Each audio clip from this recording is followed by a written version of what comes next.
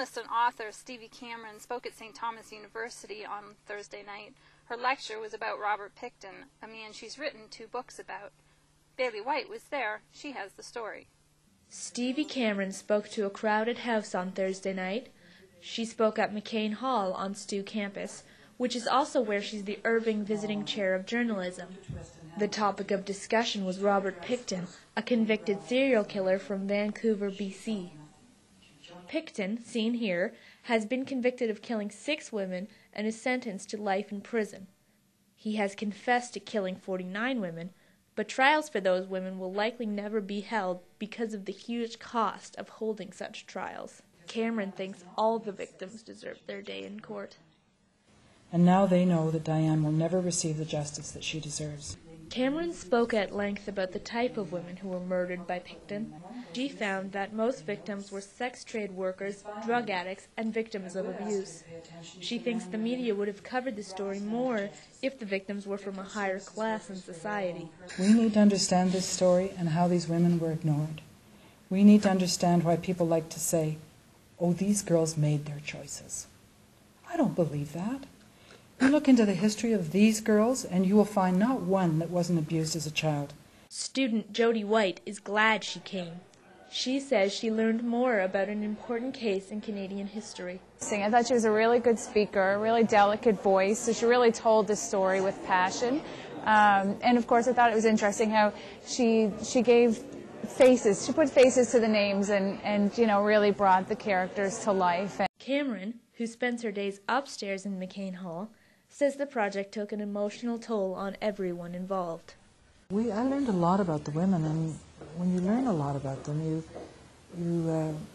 feel you know them, and you care for them in a way that you might not if you didn't know an awful lot about them. And so I grew to feel very strongly about this group of women,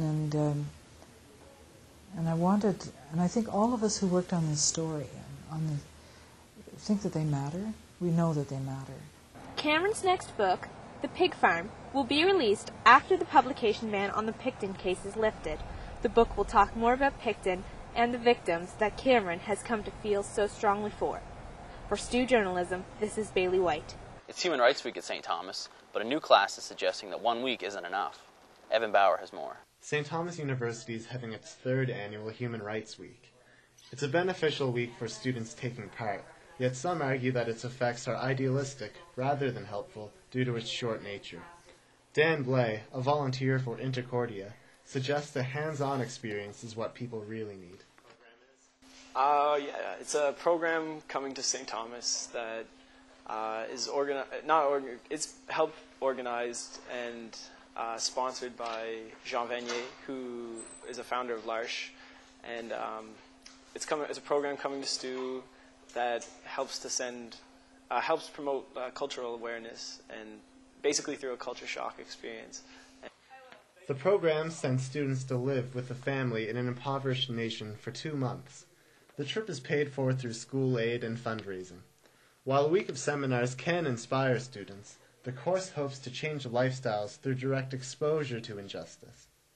It's going to be interesting to actually go somewhere where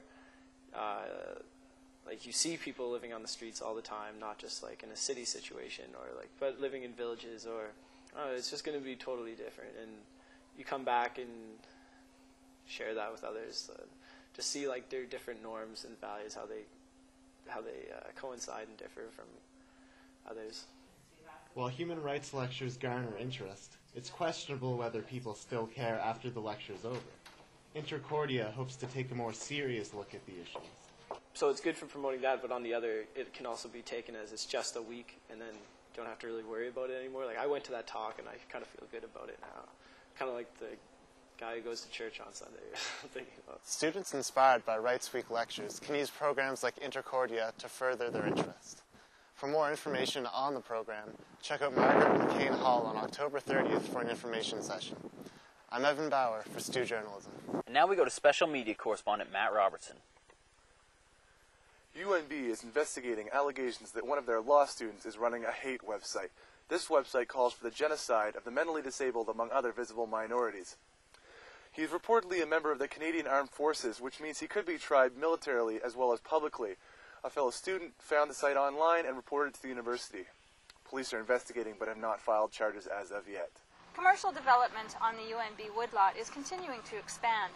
Costco Wholesale has signed a letter of intent to bring its store to the city after rejecting it for 3 years. Damira Davletarova has the story. The Corbett Center is taking shape.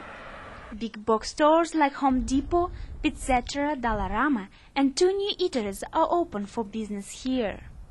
But UNB is looking for more retailers. Wholesale giant Costco already signed a letter of intent to build its store on UNB's woodlot. The dates of construction aren't set, but people in Fredericton are ready to shop there. I go to Costco in Moncton all the time, and I'm glad that we're big enough and important enough. It's great. It saves the travel to Moncton. UNB made its decision to build the Corbett Center on its woodlot back in 2005.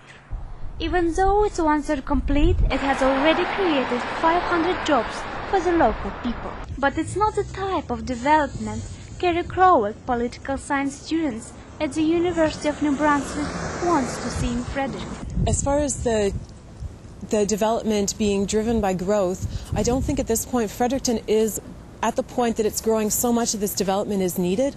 I think that it might be an acceptable answer if Fredericton was in such a desperate state of growing so quickly that it absolutely had to expand, but I don't think that is the case. I think that they're looking at growing and then trying to attract more people to the spaces once they've been built. So I don't think that response is necessarily the right one. But as far as the types of jobs that have been created, aside from the initial construction phases, I would argue that a lot of the jobs that they're creating are not ones that are in any sense sustainable, or jobs that are maximizing the types of graduates, especially, that they want to keep in this city. The major concern for Crowell is the environmental side of shrinking woodlot.